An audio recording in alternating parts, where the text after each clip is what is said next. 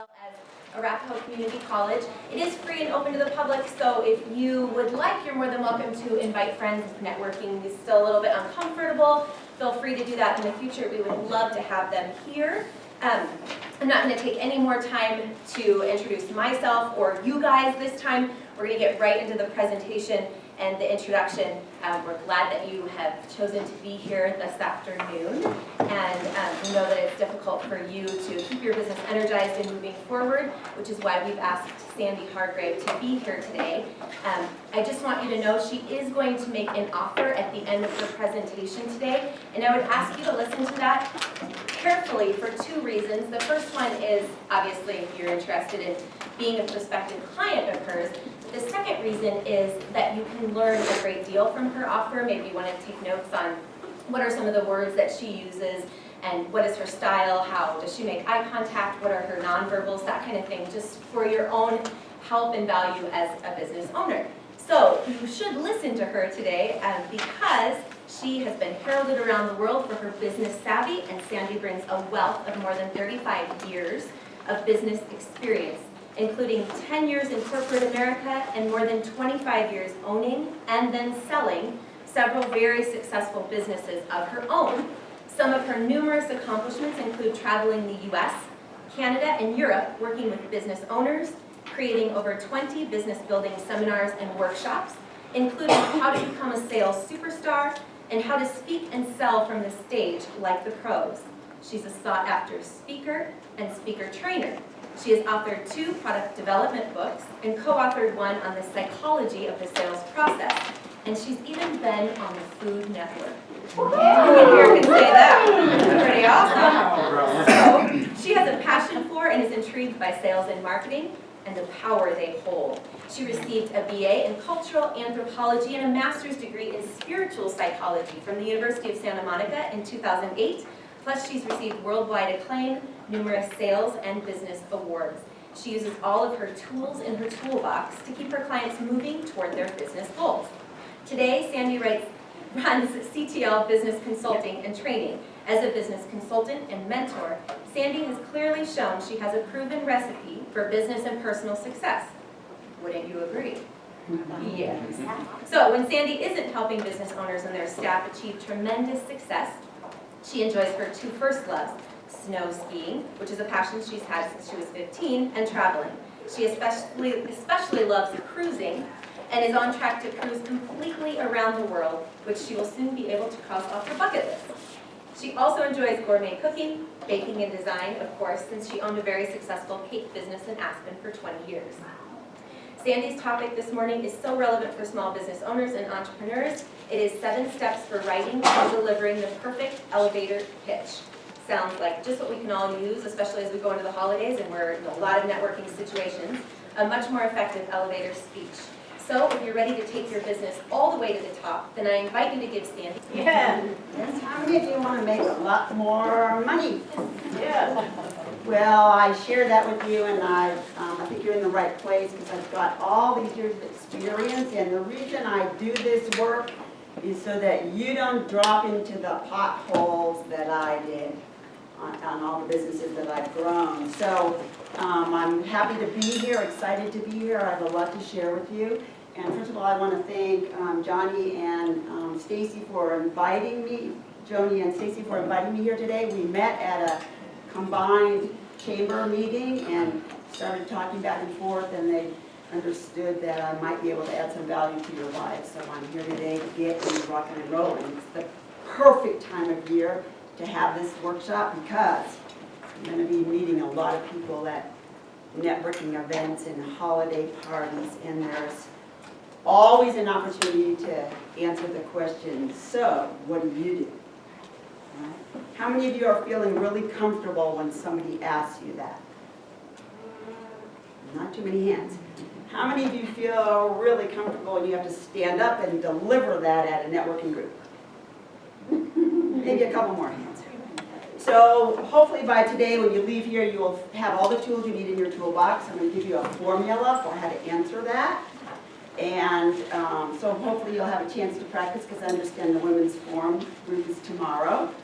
So I'm going to set a challenge for you before we're done today. So what I want to do is hand out a little worksheet that we're going to go through. If you don't mind helping me do that. Thank you. It's really, we're going to go through 7 steps to write and deliver a really powerful elevator speech. So, but before I do that, what I'd like to do, if it's okay with you, is just tell you a little bit more in depth about who I am so you'll understand where I'm coming from. I spent 10 years working in corporate America for a Fortune 500 company. I was a sales rep for a clothing manufacturer, and I was stationed in Charlotte, North Carolina, and walked into that, sold my way into that territory, and walked into about a $15,000 a year territory. And when I left, it was doing $2 million a year in sales. So I learned a lot about how to grow that. And it was basically my own business, even though the name was printed on my checks. I had no leads, no training, no support, paid all my own expenses, arranged all my travel, and ended up with 378 accounts to service before I was done. And I was really happy with that because I was making well over 6 figures as a female in the 80s. What I soon learned, though, that my time had run out in that business, as some of you may have already experienced, talking to people who this might be your second career, and I launched into my career that lasted another 25 years, which was in the sugar art industry. And I started out taking a basic American cake decorating class at a community college just like this, because I thought it would be fun to do. And that turned into a 25-year career, and I moved that business up to Aspen and had it up there for 19 and a half years, and took that business to the top as far as I could take that in that industry. And what I learned about that was a lot of how to market, how to sell, how to connect with people, how to market without spending a fortune, how to get on the New York Times and the LA Times, and how to get on the Food Network, and how to have a 100% referral business. How many of you would like to have a 100% referral business? Makes life easy, or easier, I'd say. It's never easy, but it makes it easier. And so that was fun because I got to travel across the country. I got to travel to Canada. I was even invited to Europe to teach what I knew. And one of the things I learned was, because of social media, everybody now professes to be an expert in your field. And what you have to do is really think one level above that. How can you be the #1 authority in your field?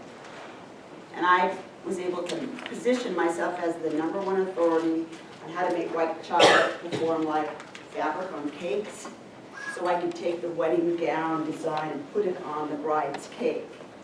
And I sold a lot of cakes because I learned how to do that.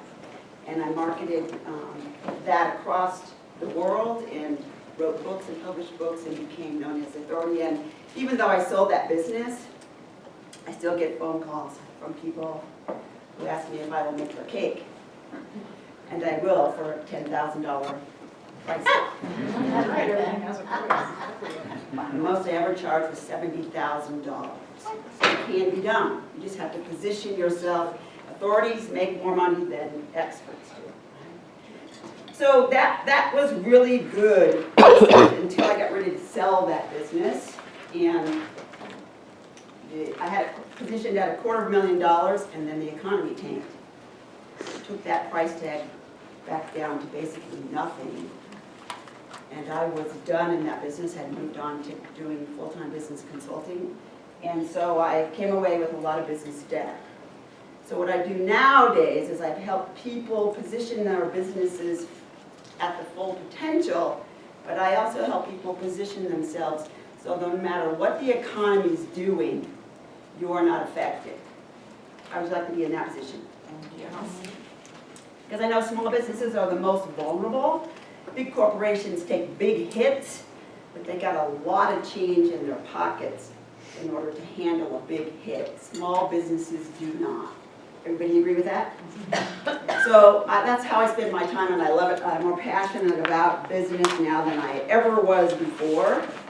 And so what I'm going to do today is tell you who this is for. This talk is for you if you really want to connect with people on a deeper level right off the bat. You only have one shot to make a first impression, and so you want to make the most of that. And this is for you if you want to have more paying clients. And this is for you if you want to have a lot more fun and feel comfortable when somebody asks you, so what do you do? That's the question that I see can send people over the edge if they're not prepared. So by the time we leave here today, I want to give you everything you need to be very comfortable answering that question. Does that sound good? Yes. Okay, so let's jump right in, right? What is an elevator pitch? The natural answer to that is the question, the way you answer, so what do you do? Right? How many times a day you get asked that? You get asked that, in this country, we get asked that all the time. We don't get asked, who are you? We get asked, what do you do? Right? I'd rather have somebody say, so who are you? Rather than what do you do? We define ourselves by what we do in this country. So you got to have a really good, solid answer to that. Would you agree? So what do you think the purpose of the elevator pitch is, other than to answer that question? There's another purpose to the elevator pitch. Anybody guess? Sell your business. I'm sorry? Sell. To sell. No. Nope. Anybody else? To connect. No, it's to, Go ahead. well, I mean, like to intrigue them. Pull She them gets in. the gold star? Yeah. Yes. An elevator pitch is only to create curiosity so you make the next connection. Right? It's only to create curiosity so you make the next point of connection.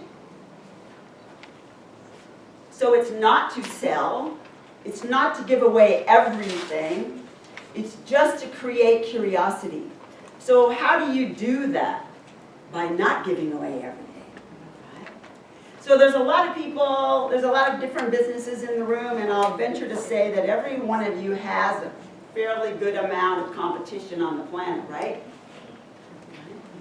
So what we're going to learn today is how to position yourself so that you stand out from the crowd. So I want you to imagine this. I love the ocean and I love cruising. So just pretend you're out in the ocean, you see this massive school of fish. And your business is in that big school of fish. How do you make yourself stand out from the crowd? Don't. Yes, but you can, right? By how you position yourself on the planet and how you answer that question and how you create curiosity. Okay, so I'm gonna give you a formula as we go along so that you'll know what this is about. But the essential elements, let me just run through those really quick. It should be around 30 seconds ideally. Most people, it could be between 30 and 60s passable depending on the size of the group. It tells the audience a little bit about what benefit they're going to receive from your products and services. It distinguishes you from the competition, focusing on your most important unique selling proposition. And it really dumbs down the business so that anybody that you talk to can understand. So you want to remember that when you do this, and we'll get into this a little bit later, that people, if they don't know your business, you need to talk to them like they're in about the 8th grade. I don't mean that to be insulting, but you want to make it really simple for them to understand. It piques enough interest about you and your business so that you can set up the next point of contact, whether that's to meet for coffee or lunch or get invited to dinner or out on a date or whatever it happens to be. And it leaves room for them to ask questions. That's about creating curiosity. You want to deliver it in a very passion-filled way, but you want to make it not like you're just pushing play and reciting a recorded message, which I've heard over and over and over again. It's like, when you do that, you put people to sleep, and that's the thing you don't want to do, is you don't want to put people to sleep. So let's talk about what an elevator pitch is not. It's not a time to sell. It's not a time to give all the gory details about what you do. You just hitting the most important point of what you do. It's not a time to hog the conversation. Right? Communication is a give and take. So you want to be able to give information, but you also want to understand, let the other person participate in the conversation. You don't want to hog the conversation. It's not a time to tell someone that you know better than they do what they need. Like you really know them and that you know what their needs are. You got to have this, you got to have this, you got to have this, this is great, this is great. You don't know that person. You don't know what their needs are. You don't know anything about them if you've just met them. Right? So that's what it is not. Right? So a lot of times when we're asked that question, so what do? That's the toughest time, especially when we're invited to stand up and do it in front of a group. That's the toughest time to get your message across. But it's also the most important time because, generally speaking, it can be your first point of contact. Right? And as I said before, you only have one time to make a really good first impression. You want to create that curiosity. And there's a lot of psychology to this, and that's my passion and my specialty, but I don't have time to go into all of that at the moment, but it's just fascinating to me. We do everything through psychology and through emotion, and then our brain rationalizes the decision that we've made. But it starts out with how we feel, and the psychology underlies everything. So one of the things I'll talk about later is how you can get more information about this, but one of the things I've learned with people is to, and I learned this in the cake business really well, is to use psychology to my advantage because everybody runs on psychology anyway. And there are times like when I might go, hey JP, how are you? I'm just going to nonchalantly step my foot, rock back, and give him psychological space. Right? That allows him to come into me, and that's what you want. You want your people coming to you. You don't want to go to them because then they feel hunted. You don't want to make your people that you're just meeting or your prospects feel hunted. Right?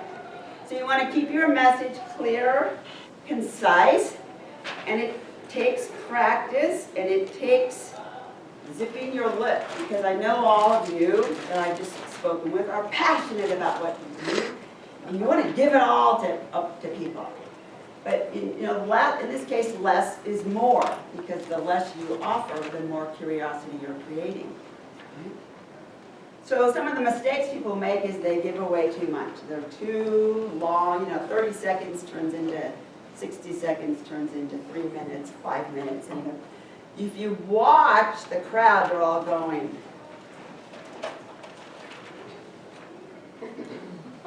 Right? You've lost them. So one of the things we're going to talk about later is nonverbal communication. It's a two-way street. You have a part to play and the audience has a part to play. And I'm going to talk about that a little bit later. One of the other things is my personal pet peeve is using initials or acronyms. If I don't work in your industry and you start throwing out initials, you've lost me. I don't know what that means. Right? You just use the initials and you go on and on and on and on and on, and I'm just like, I'm gone. Right? I'm gone. So you want to make it easy for people to understand. Don't use acronyms. Unless you explain what it is, then that's okay. But if you just use it and go on, then that's not a good thing. You'll put people to sleep. Because you're trying to keep people's attention, and you got to make every word count, because you only have 30 to 60 seconds. You got to make every word count, right? A lot of people, another big mistake people do is they give people the delivery method. And I don't want to offend anybody, but any plumbers in here? Okay, good. Hi, my name is Sandy Hargrave. I'm a plumber, and I have this great new sewer thing, and it's really good, and I can get your sewer really clean, and I got this new wrench, and I got this new this, and I got this new this, and it really works really well. I don't care.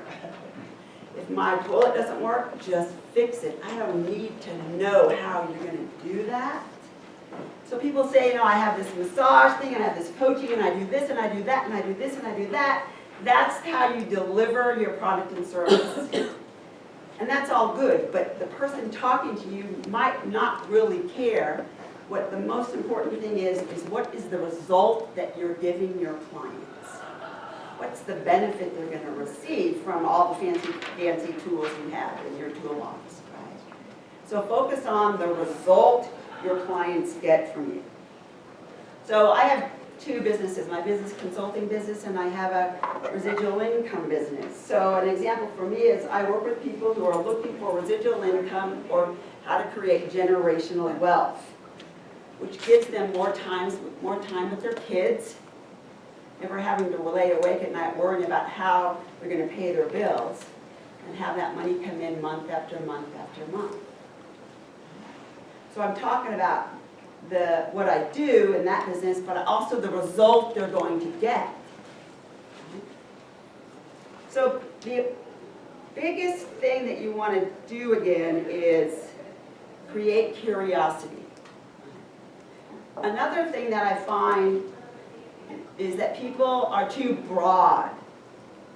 They don't narrow their focus down to their best or ideal client. How many of you know who your best or ideal client is? As good business people, and I learned this in my cake business and my coaching business, you absolutely have to know who your client, your best client is. It has to do, my other passion is marketing. And it all has to do with marketing to your best client. And I can talk about that at another time because I don't have time to go into all that now. But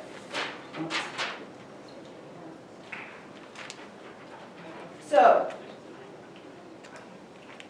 we're going to walk through the steps on your sheet, okay? And then we're going to, if we have time, we're going to have you guys practice. So what's the first step on your sheet? What do you do? Okay, so I want you to answer that. What do? Make it clean and concise. You can start out by saying, I'm a plumber, and I work for so-and-so and so-and-so. Make it really simple, really concise.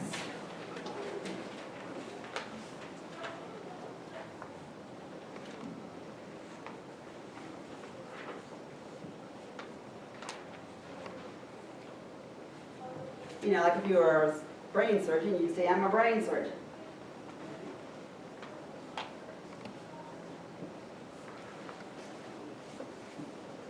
And so the second part is identifying, if you know who your ideal client is, that's really important to do, to know who your ideal client is. And then what are their problems for step number 2? What are their needs? You might solve problems, but you also might fill needs for them, and you also might get them to a goal that they're trying to get to. So what do you do to help your clients get to whatever they need? You got to know what they need first. So if you don't know, just pretend that you do and just put something down in there, okay?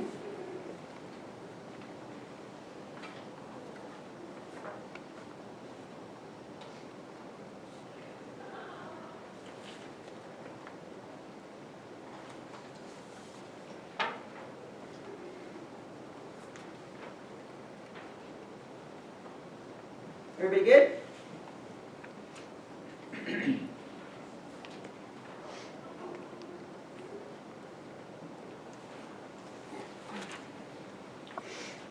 So one of the other mistakes that people make is not understanding the power of authority or the power of specificity. We're all hardwired to want to help everybody, correct?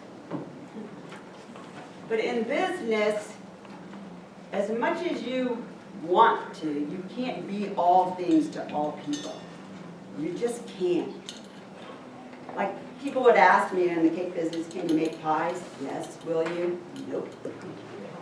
You do bread? Yes. Will you? Nope. All I did was cakes. Wedding cakes, birthday cakes, baby cakes, millions of cupcakes. All we did, we focused narrow and went as deep into that as we could. And I marketed, my marketing showed up in that way. Did I get people ordering pies from me on the side? When I sometimes said yes. Yes, people would always ask, but my focus was on my ideal client, which was somebody having a destination wedding up in Aspen, and we went as deep into that as we could. So if you're too broad, the second reason that people are asking you, so what do, is if they're smart business people, they're thinking about who can they refer to you? Who can they send your way, or who can they connect you to? So if you're too broad, people don't know who to send your way. I even asked a lady the other day, I said, I still, after 5 minutes of you telling me what you do, I don't know who to refer to you. And I'd like to, but I don't know who I should send your way. I don't know what you actually, are really a specialist at, so I can send them. Because aren't we geared to specialists? When do you go to a GP? When you had the flu or something, right? Would you go to a GP if you had heart issues? No, you're going to go to a cardiologist, right? So if you can position yourself as a specialist and an authority, and the ideal position is the #1 authority in what you do, people will start sending you clients because everybody wants to go to the best, right? Yep. So how do you position yourself as such to begin with? Pretty simple. Just say so. I'm the #1 authority in blah, blah, blah, blah, blah. You start saying that, people are going to start saying that, and it'll start becoming true. I mean, you got to have skill set to back that up, but you will draw more people in if you specialize. Another place that people make mistake is they don't understand their clients' needs. We get so passionate about what we're doing, we focus on what we want to give out to the world, but we don't find a need and fill it. You know who Jake Jabs is? Yeah. He started American Furniture Warehouse. He just opened his 13th location at age 84 in Arizona with absolutely no marketing.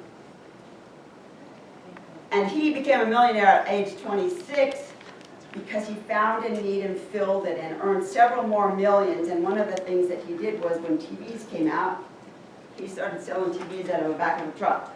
And he was a smart businessman. He knew about leverage, which I'm going to talk about a little bit later.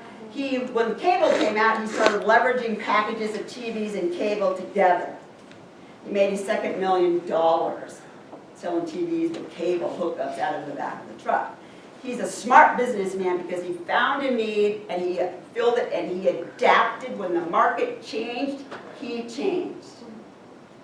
So in the cake world, we got known as trendsetters. And the reason I knew that is the day the New York Times called and said, I'd like to interview you, and I went, oh gee, I might be able to fit you a couple of minutes of time. And this lady at the time said, so what's the trend?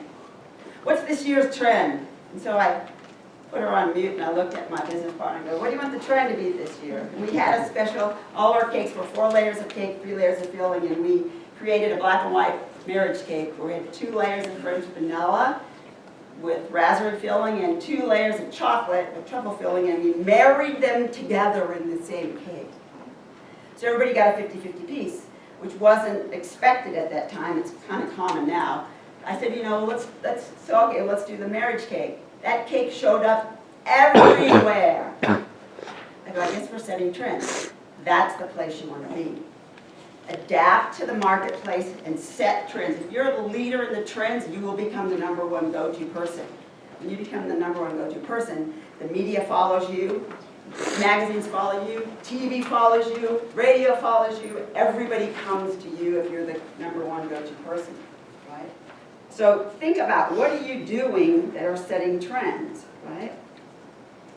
And that goes to step 3, which is how do you solve the problems or help the people that in your ideal client, in your client base. And how do you do that in the most unique way?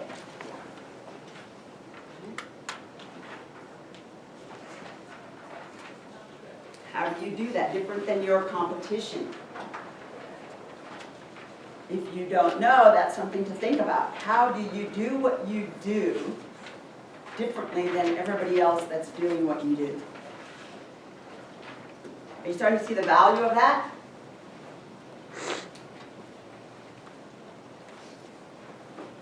Like my coaching business, my business consulting business right now, I'm going to introduce you to one of my clients, JP, right here in a few minutes, is I work with people that are starting to create their next multi-million-dollar business. JP created one multi-million-dollar business, and he's on track to create a second one. And he's doing it in a way that I love. He's creating it around how he wants to spend his time, which is 6 months at the Riviera Maya. So he's creating a business to support him to live the way he wants to spend his time. How many of you can say that? How many of you would like to do that? Oh, yeah. So we can talk about that later if you like. Okay? So, everybody ready to move on? Step 4, right? So this is the fun part. I'm going to give you the formula now. Got a few notes jotted down. I'm going to give you the formula. This formula is fabulous, and I'm going to have JP come up and talk about this in a second. You know, and before we get to that, I want you to understand, answer the question, why should anybody care about what you do? Why? Who should care? So you're a massage therapist. Who cares? There's millions of you. Why are you unique? What do you deliver that's ideally suited to your best client in a way that nobody else can? How do you stand out in that school of fish? And if you don't know, we can talk about that. And that's something that will set you apart from everybody else, and that's something that you need to identify. And the way that you can do that is have your current clients tell you, why do they come to you? What do you do differently that they chose you and they stay with you? Why do they keep coming back? Because there's lots of choices. Like, you know, in Southwest, thank you for flying with us today. We know there's lots of choices out there that you can fly with a lot of other people. I fly Southwest because of my bags fly for free. And I don't have to fight over, you know, whether I get first class or second class. I just line up at the pole and I'm good. So, you guys ready to drop this? Everybody pretty good about what you got your notes written down now? You ready to drop it into the formula? Yes? Okay. So the formula is I work with, and you can put down your ideal client there. Or who you, here's another secret to look at. How many of you are actually working with your most beloved clients? How many of you would like to be working with your most beloved clients?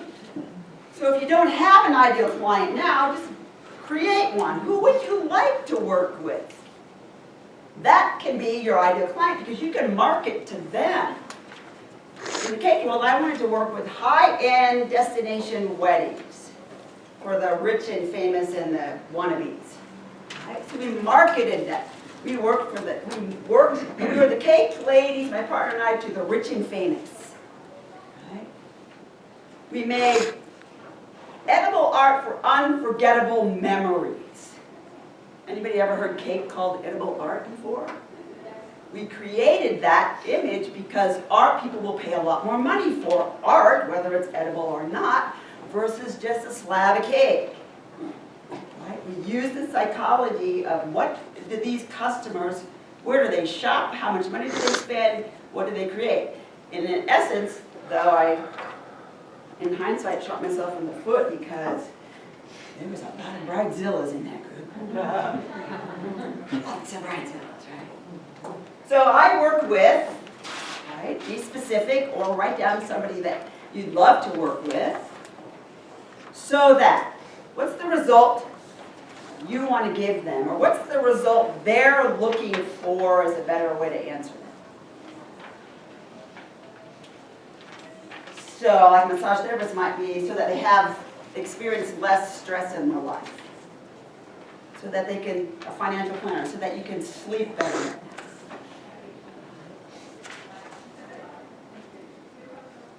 So for like a network marketing, so they can work from home and spend time with your kids.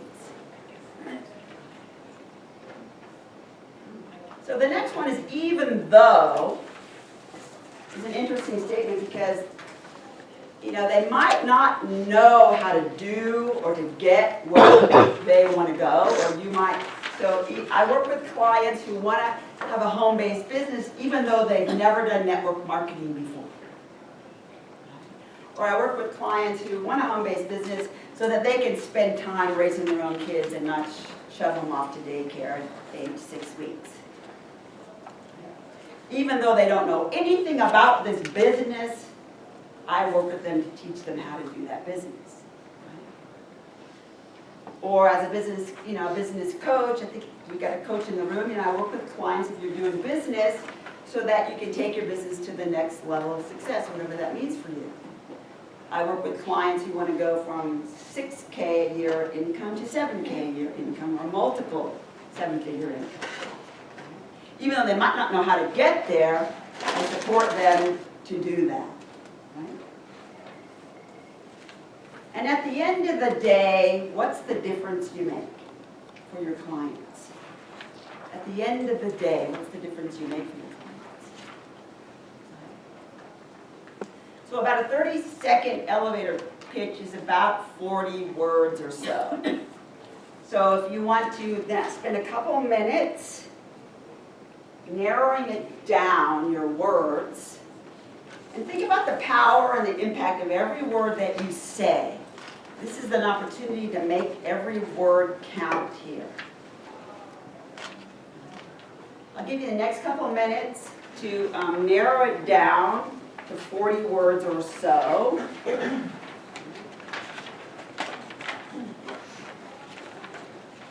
Everybody ready? So let's do for like 3 minutes. Narrow it down to 40 words. And if you haven't figured out all the answers, that's okay, just make something up. I went to I tried this out years ago by going to a Halloween party. And I thought, you know, everybody was in costume. And I didn't really have a costume. So I got a baseball cap on and shorts or something, I don't remember now.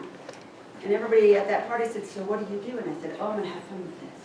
I train canine dogs for the police department. Really? And so as I went through this party, I made up this whole story about what I did. And I had the most fun ever. Because it was light, I just let it roll off. I had fun answering people's questions. So you can make this can be fun. This can be a lot of fun. And the more fun you have and the more passionate you are, the more you will draw people into you. I had 5 or 6 people standing around talking to me. And I did confess that it was just persona for Halloween that day. But you can have fun, and that's what you want to do. You want to be the magnet that draws people to you. Right? Right.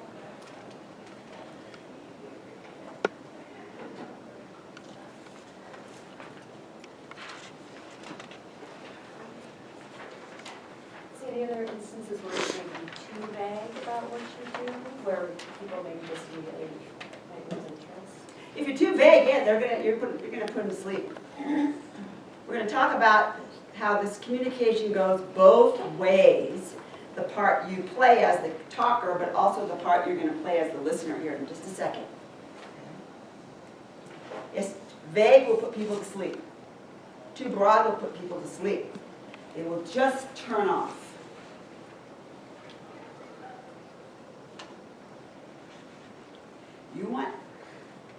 You're actually talking to the part of the brain that is curious, which is their subconscious mind. You want to light that part of their brain up by how you answer that question. Most people don't do that. But that's your goal, is to light up that part of the brain that wants to know more. The physical body will also follow their brain. They'll come closer to you. It's just fascinating. It's fun and it's intriguing to me. Everybody good? Almost? Another 30 seconds or so? Are you having fun at this? No? Maybe?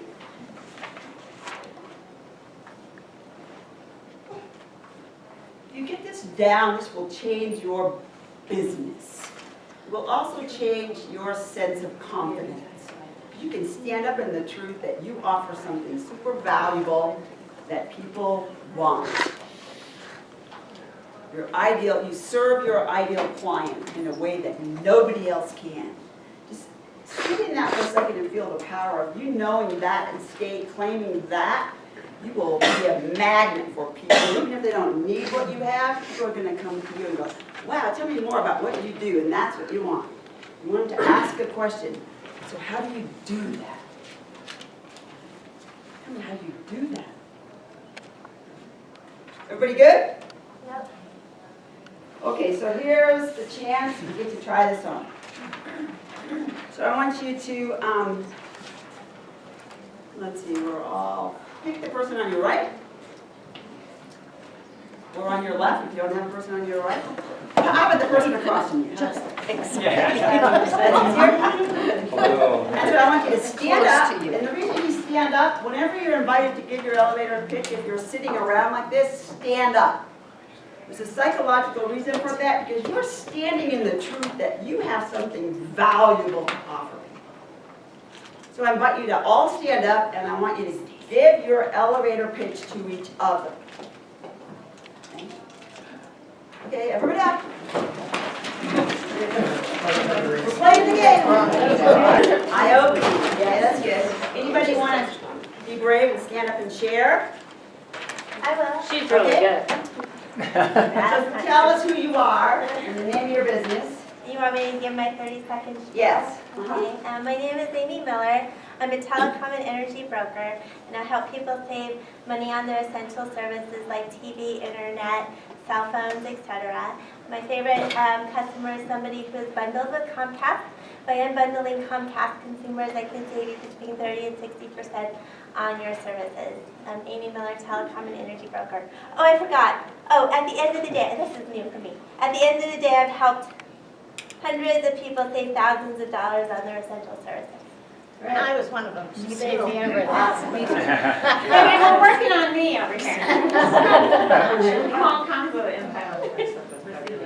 Okay, so the idea of using this formula, how does that feel for you? Good, gives you a little framework in which to practice. So the other part of this, which was about step 6, is really a really important part, and that's your body language and your nonverbal part of this, right? The nonverbal body language has to align with what you're saying to make your elevator speech more effective. If you say,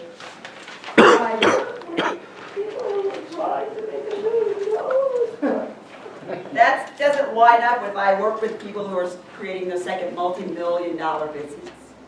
Right? So you want to be mindful of your body language. Here's some interesting stats.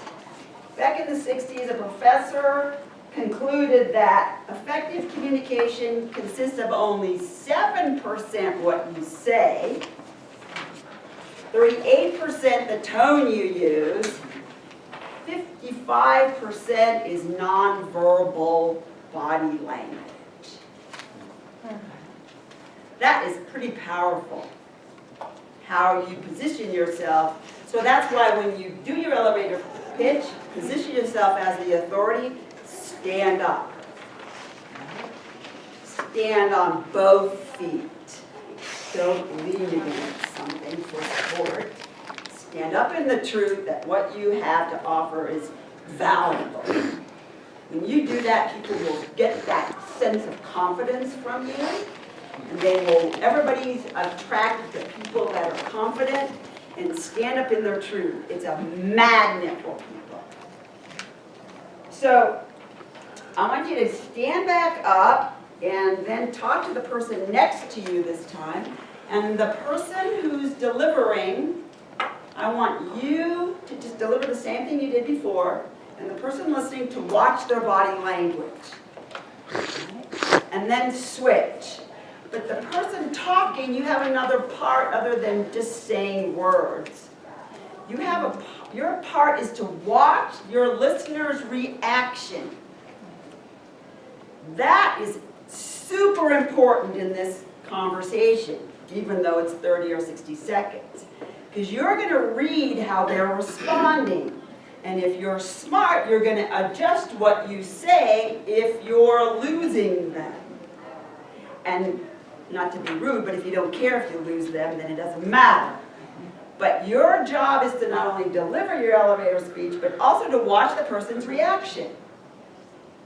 And it's going to go fit in with the challenge I'm going to give you in a few minutes. The process is deliver, look at the result, and tweak it. Deliver, look at the result, and tweak it. Until you get to the place where you get the response you're looking for.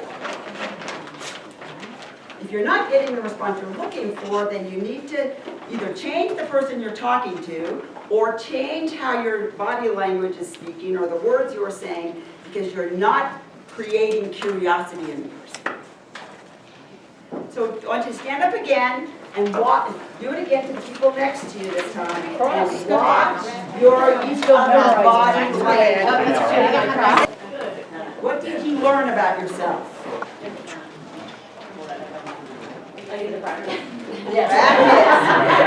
That's a perfect lead-in for the last step, which has two parts.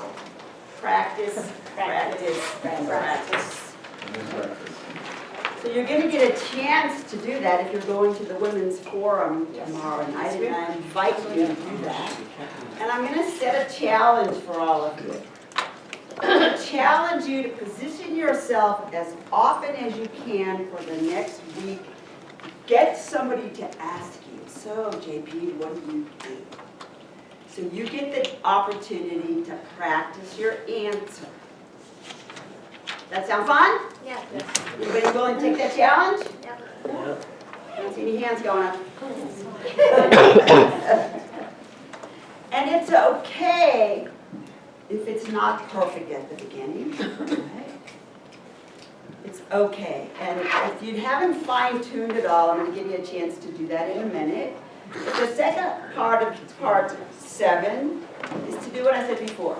Check your results. If you're not getting the result that you want, then tweak it. And a really good way to practice is in front of the mirror. Because you can see where you look or don't look. Do you look in the other person's eyes? One of the things that's so annoying when you're meeting people, especially at a cocktail party or a networking thing, is when you're talking to somebody, you start talking to me, and I'm doing this. Me too. It's so annoying. You want to go, hello. Or take their phone away from them. Yes. Or they're looking around and I want to grab by the cheeks and go, I'm right here. Yeah. Be present right here. So one of my issues, and I'll share this with you, is that I don't hear really well on one ear. And how long I've been compensating for that, I don't know. But I can read people's lips. If I see your mouth, I can hear you. Don't ask me why that works. If I can't see your mouth, I don't hear you very well.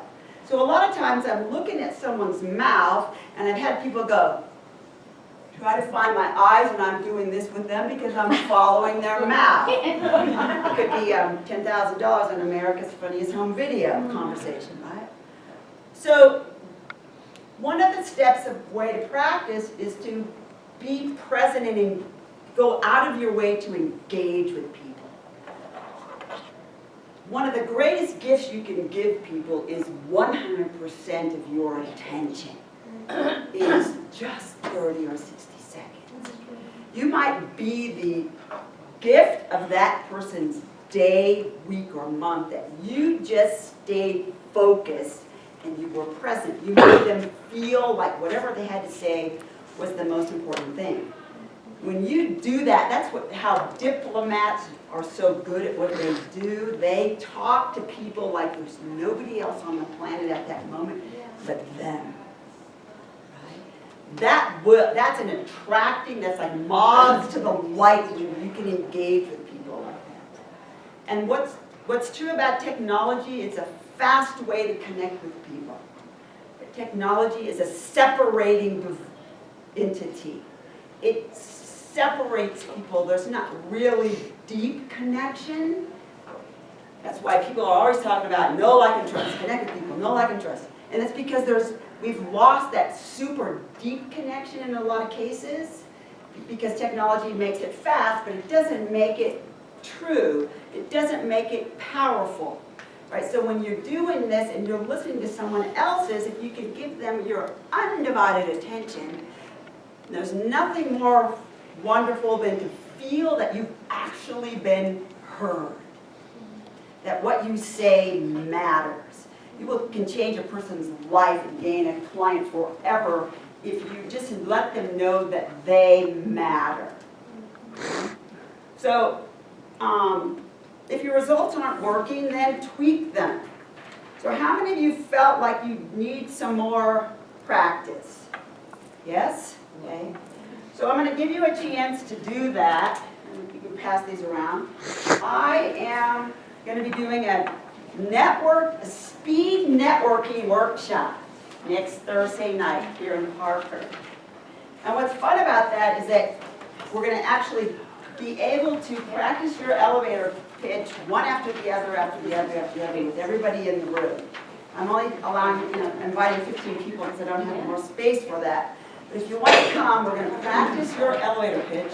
You get a chance to hone it really, really well. And I'm going to individually coach people on how to make it better, not only what you say, but also how you deliver it at this networking. Anybody ever done speed networking before?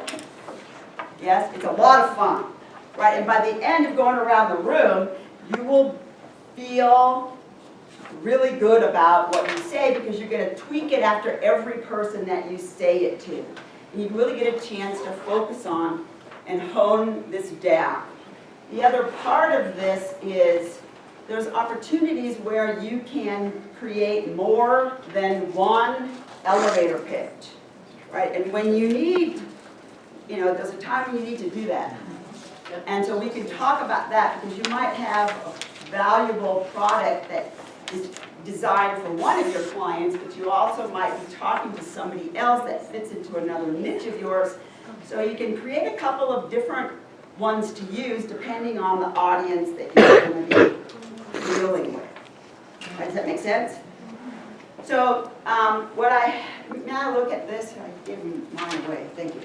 So what I'd like to do, because of everybody showing up today, I'm going to make this workshop for only $47 instead of $97, so almost half price.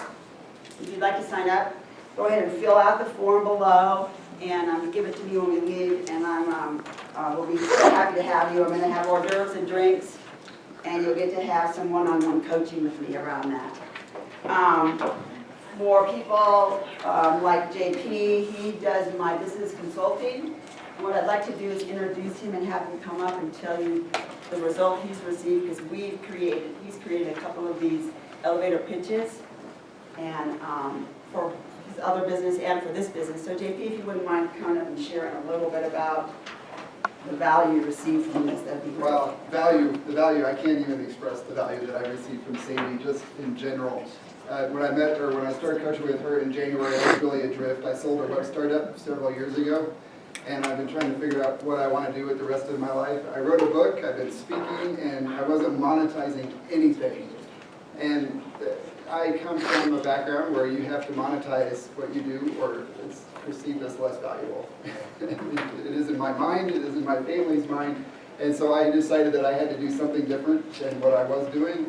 And Sandy helped me identify what that was, and she put me on the path of my current startup. It's a marketing agency, virtual marketing agency that I will be able to run from the Riviera Maya if I want to. I have people on my team from all over the world. Everybody on my team will be able to work from wherever they want to.